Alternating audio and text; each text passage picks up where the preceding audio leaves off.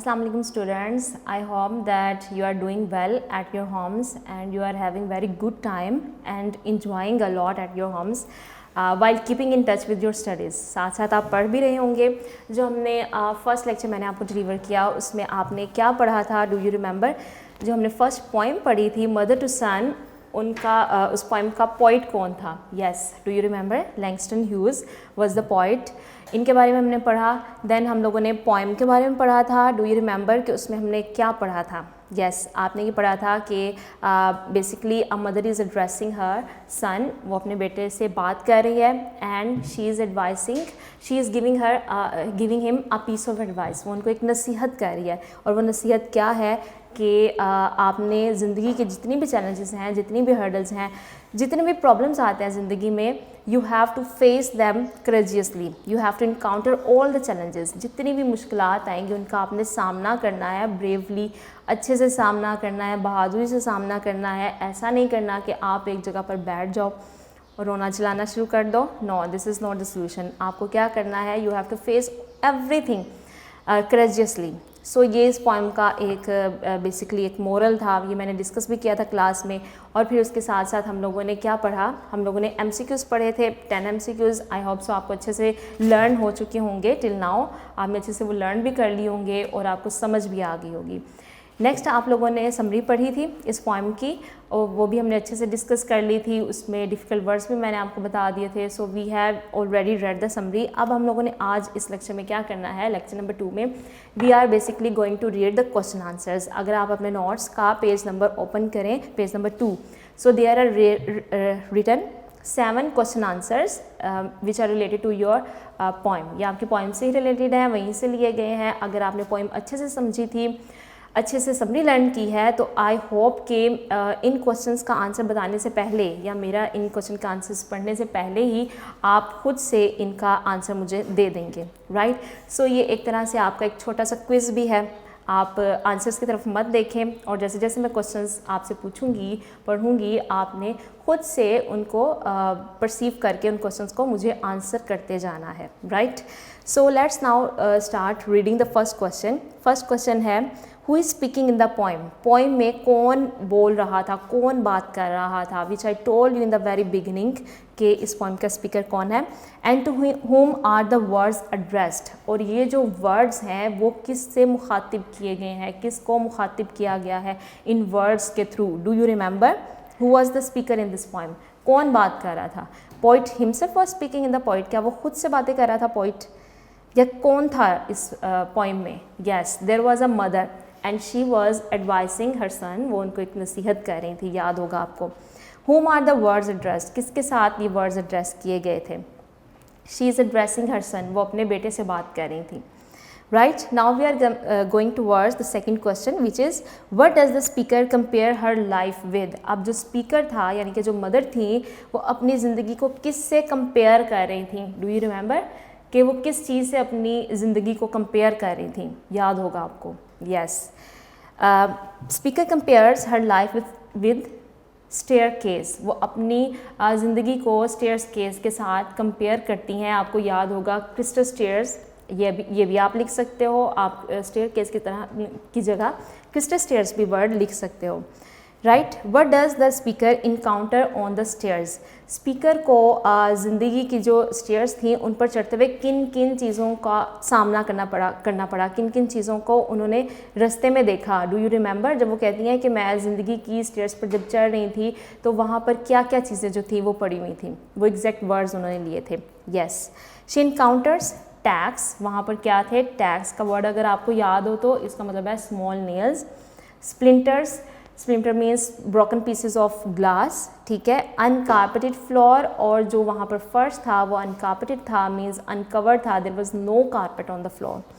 Dark and unlit corners, और जो stairs के कॉर्नर्स थे वो डार्क थे, मीन्स कि वहाँ पर अंधेरा था. Unlit, unlit means no light, वहाँ पर कोई भी लाइट नहीं थी. ये बातें हमने सब पोइम में पढ़ी थी. Do you remember?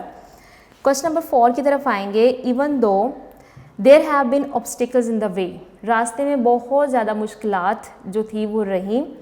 What was the speaker done to continue her journey, लेकिन स्पीकर ने अपना जर्नी, अपना सफ़र, ज़िंदगी का जो सफ़र था वो जारी रखने के लिए क्या किया? डू यू रिमेंबर कि उन्होंने क्या किया? क्या वो वहाँ पर रुक गई या वो उन स्टेयर्स पर चढ़ती रहीं?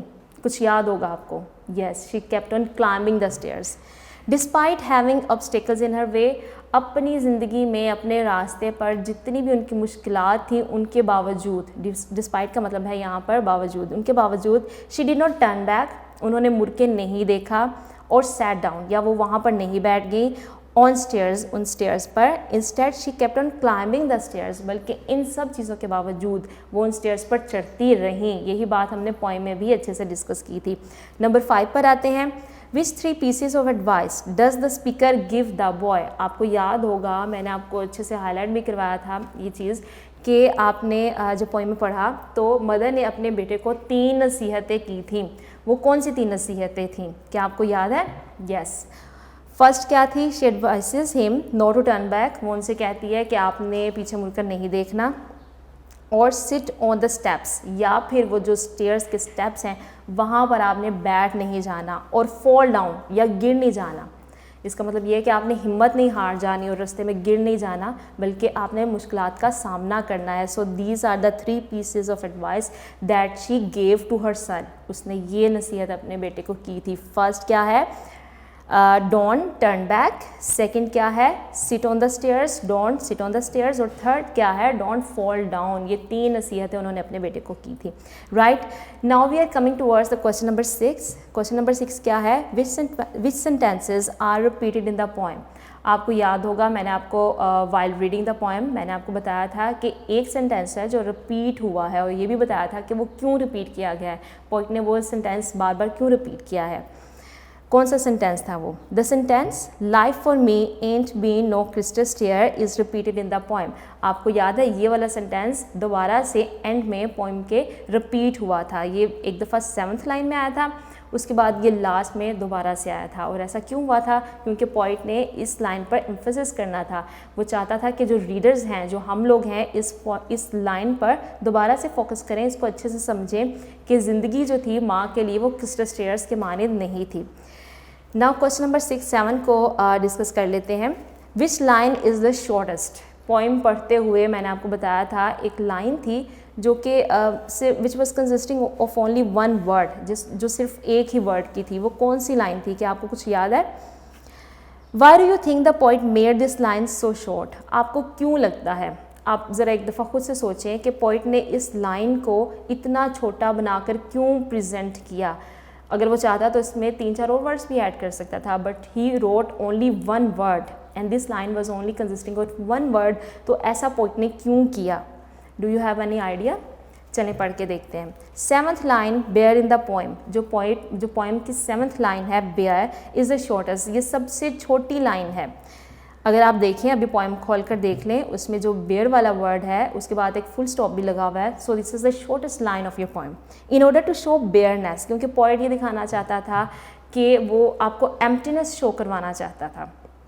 And emptiness the poet made it short, क्योंकि पोइट चाहता था कि वो जो स्टेयर्स की बात की जा रही थी ना, उस पर मदर ने कहा कि वो एम्प्टी थी, देयर वाज नो लाइट, वो उस चीज़ की बात कर रही थी। सो पोइट ने इस लाइन को शॉर्टेस्ट रखा क्योंकि वो एम्प्टीनेस और बेयरनेस जो था वो शो करवाना चाहता था through this line. So that's why he kept the line very short there. Right, okay students, now we have covered our poem mother to son. ठीक है, now we are moving forward towards the next unit, which is Nicobarnus. You have to open page number 6 on your books. तो वहाँ पर आप देखेंगे there is a story Nicobarnus के name से।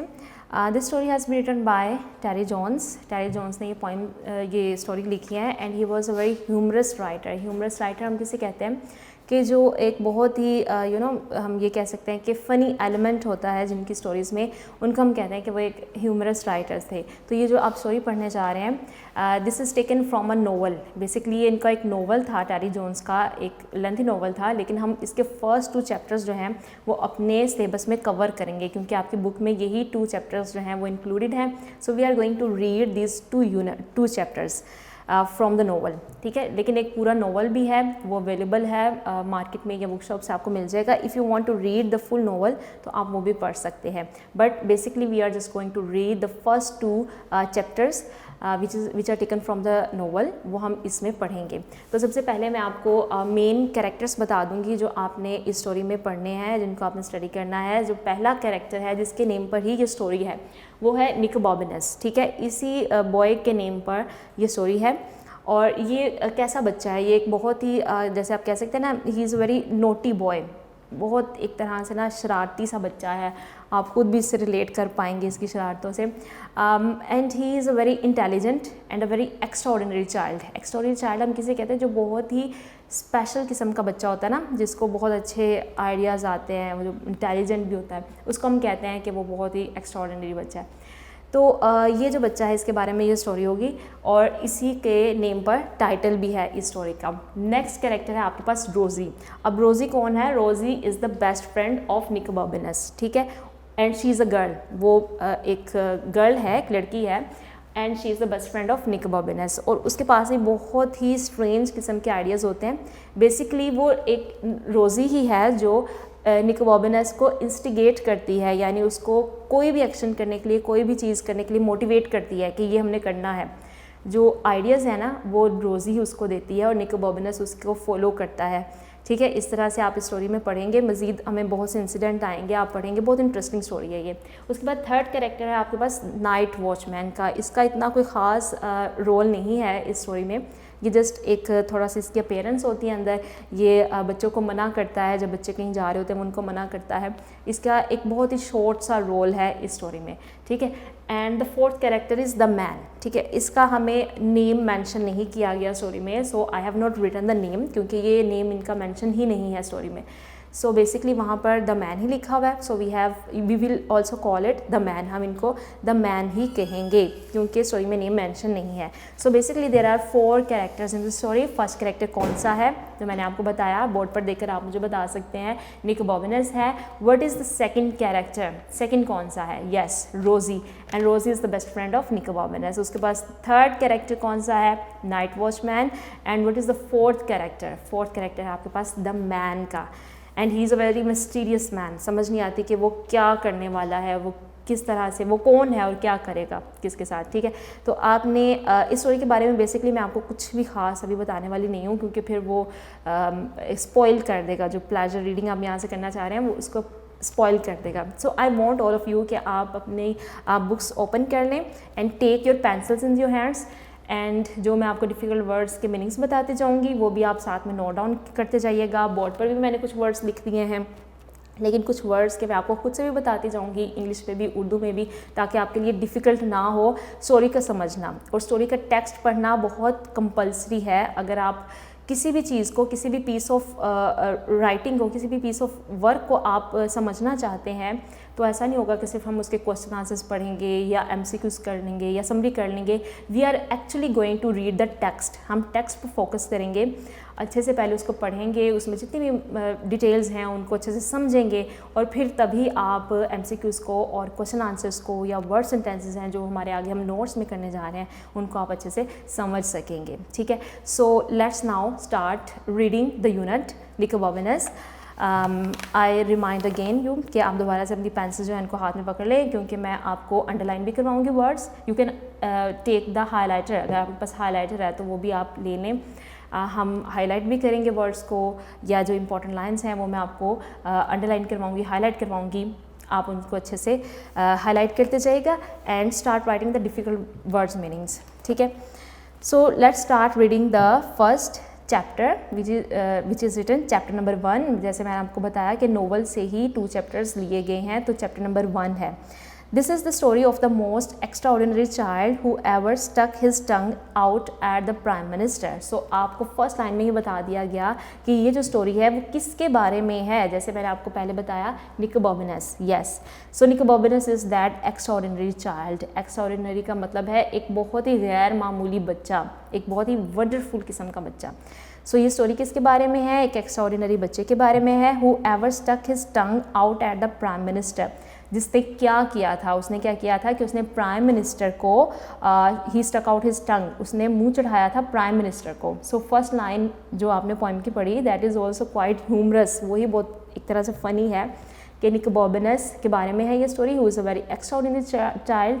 और आपको कैसे पता चला कि वो एक एक्स्ट्राऑर्डिनरी चाइल्ड है, मीन्स कि बहुत ही नोटी किस्म का, स्पेशल किस्म का बच्चा है, कैसे पता चला? क्योंकि उसने प्राइम मिनिस्टर को, prime minister is a very great personality, उसको उसने जाकर मुँह चढ़ाया था, right.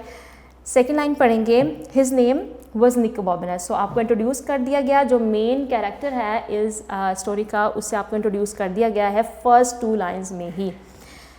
He lived a long time ago, वो बहुत ही टाइम पहले रहता था, in a city called Venice. Venice जो है वो इटली की एक सिटी का नाम है, वो वहाँ पर रहता था। सो उसकी लोकेशन, उसकी जो जगह है वो भी आपको बता दी गई है। He could do any thing, अब इस लाइन को भी आप अंडरलाइन कर लें, he could do any thing, वो कुछ भी कर सकता था, मीन्स कि कोई भी आइडिया उसके माइंड में आता, कुछ भी उसके माइंड में आता तो वो कर गुजरता था विदाउट इवन थिंकिंग कि इसका क्या रिजल्ट होगा। जैसे उसने प्राइम मिनिस्टर को मुंह चढ़ा दिया, तो हम उससे और क्या एक्सपेक्ट कर सकते हैं? हम ये एक्सपेक्ट कर सकते हैं कि वो कुछ भी कर सकता है, ठीक है। Now we are coming towards the second paragraph. Of course not everybody knew, हर एक ये नहीं जानता था ही कुड डू एनीथिंग, कि वो सब कुछ कर सकता है। In fact only his best friend रोजी, सो हमें पता चल गया हु इज़ रोजी, हिज बेस्ट फ्रेंड, उसकी बेस्ट फ्रेंड कौन है? रोजी है। न्यू, सिर्फ रोजी ये बात जानती थी कि निकोबॉर्बनस कुछ भी कर सकता है।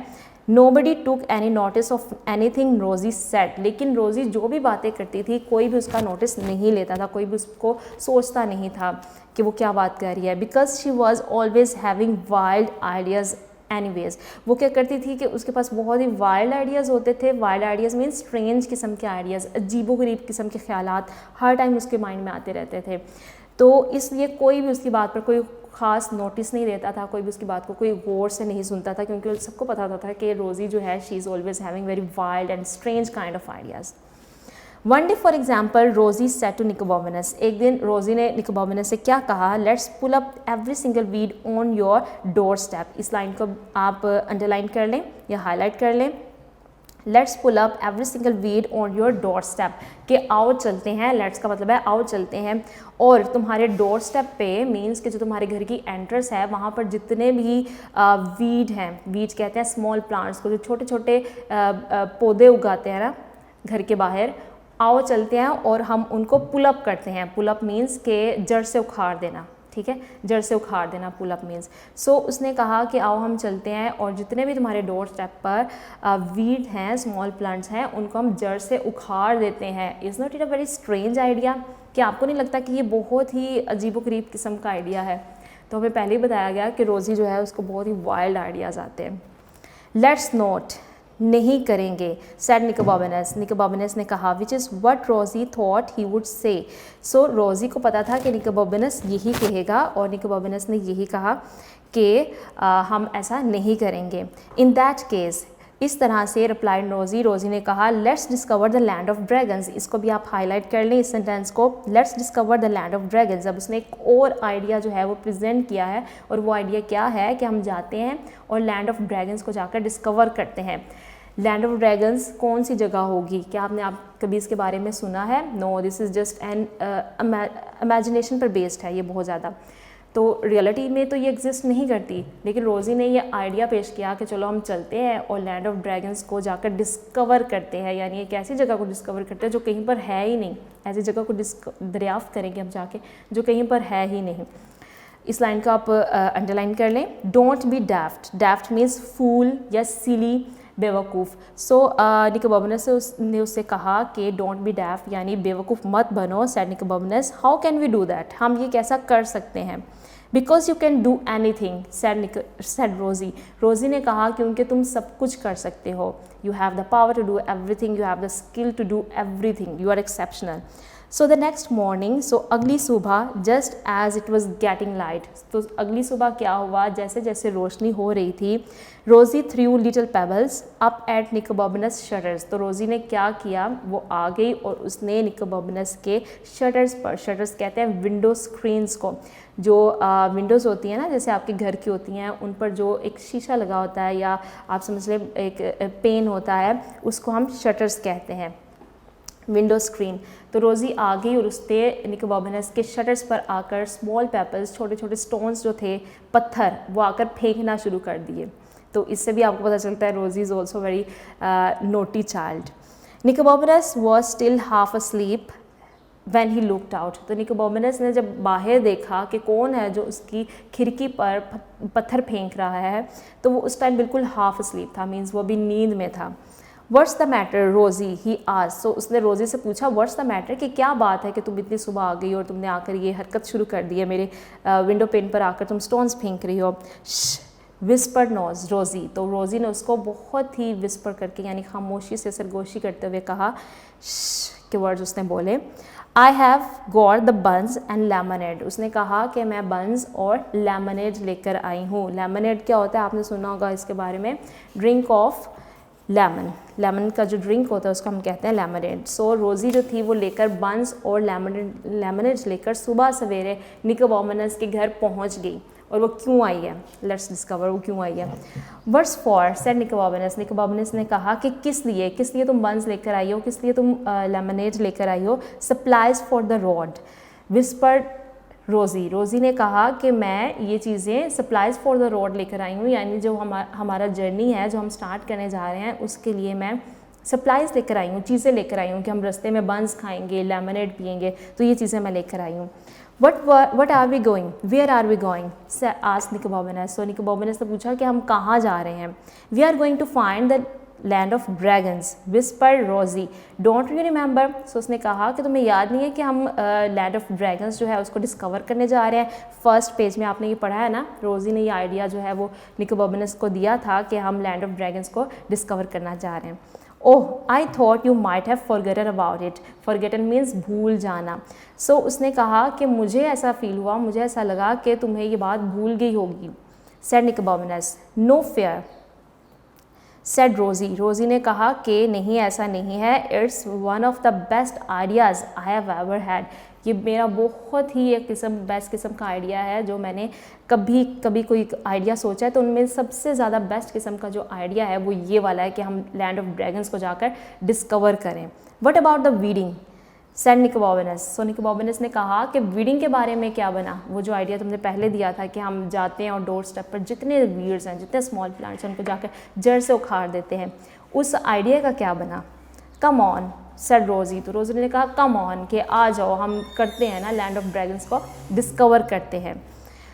सो they set off through the early morning town. So अब क्या हुआ, वो जो आइडिया प्रेजेंट किया था ना रोज़ी ने कि हम जाते हैं और लैंड ऑफ ड्रैगन्स को डिस्कवर करते हैं, अब वो उस पर चल पड़े। उन्होंने अपना जर्नी स्टार्ट कर दिया। और टाइम कौन सा था, ये सुबह सवेरे का टाइम था, अभी मॉर्निंग जो है वो पूरी तरह से नहीं हुई, डॉन का टाइम है। तो वो चल पड़े अपने जर्नी पर कि चलो हम चलते हैं और क्या डिस्कवर करने जा रहे हैं। Yes, they are going to discover the land of dragons, जो असल में कहीं एग्जिस्ट नहीं करती, लेकिन रोज़ी का ये आइडिया है। सो निकोबोमिनस भी उस पर चल पड़ा है कि हम जाते हैं और लैंड ऑफ ड्रैगन्स को डिस्कवर करते हैं।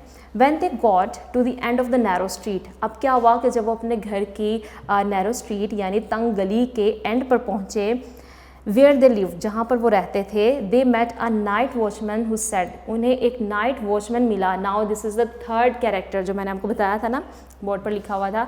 Now this is the third character जो आप देखेंगे यहाँ पर स्टोरी में। हु सेड, उसने कहा, where are you two going at this hour, उसने कहा कि इस टाइम, इस वक्त पर तुम दोनों कहाँ जा रहे हो। किसने कहा, नाइट वॉचमैन ने। You can't do that at this time of the morning, तुम इतनी सुबह, आप दोनों इतनी सुबह ये सब कुछ नहीं कर सकते। सेड द नाइट वॉचमैन ने कहा। But before he could grab them, लेकिन इससे पहले कि नाइट वॉचमैन उन्हें पकड़ लेता, उन्हें ग्रैब कर लेता, उन्हें अच्छे से पकड़ लेता, Rosie and Nicobobinus were sprinting away. Sprinting away को अंडरलाइन कर लें, इसका मतलब है रनिंग अवे। वो भाग रहे थे बहुत ज़्यादा तेज़ी के साथ। As fast as they could, जितना तेज़ वो भाग सकते थे उन्होंने भागना शुरू कर दिया। किसने, रोज़ी ने और निकोबोमिनस ने। और वो नाइट वॉचमैन की पकड़ में बिल्कुल भी नहीं आए, वो भाग निकले वहाँ से। ठीक है, नेक्स्ट आ जाए नेक्स्ट पैराग्राफ पर। They did not stop running, उन्होंने भागना बंद नहीं किया until they had crossed the 3 bridges, 3 पुलों को पार करते हुए भी उन्होंने भागना बंद नहीं किया। ब्रिजेस मीन पुल, आपने देखे होंगे जिस तरह हमारे रोड्स पर होते हैं। सो उसने वहाँ से भागना उन्होंने बंद नहीं किया। And tripped over a dog, tripped over means fall over, गिर जाना, इसका मीनिंग ऊपर लिख लें, ट्रिप्ड ओवर अ डॉग। और फिर वो भागते हुए किस पर गिर गए, एक डॉग पर जाकर गिर गए, एक डॉग जो वहाँ पर सोया हुआ था। That was lying sleep under a garden wall, और वो जो बेचारा एक डॉग था वो एक गार्डन वॉल के नीचे सोया हुआ था। उसको तो पता ही नहीं था कि उसके साथ क्या होने वाला है, ही वॉज स्लीपिंग देयर। लेकिन निको बॉबिनस और रोज़ी भागते हुए आए, क्योंकि वो वॉचमैन से, नाइट वॉचमैन से भाग निकले थे। सो वो भागते हुए उन्हें पता ही नहीं चला, and they fail over a dog, वो एक डॉग के ऊपर जाकर गिर गए। रोजी bottle of lemonade smashed against the wall. आपको याद होगा बिगिनिंग में फर्स्ट पेज में हमने पढ़ा है कि रोज़ी क्या लेकर आई थी, बंस लेकर आई थी और लेमनेड लेकर आई थी। सो अब क्या हुआ, वो जो बोतल थी उसके पास वो गिर गई, जाकर दीवार के साथ टकरा गई। लेमनेड की जो बोतल थी वो स्मैश कर गई, मीन्स वो टकरा गई।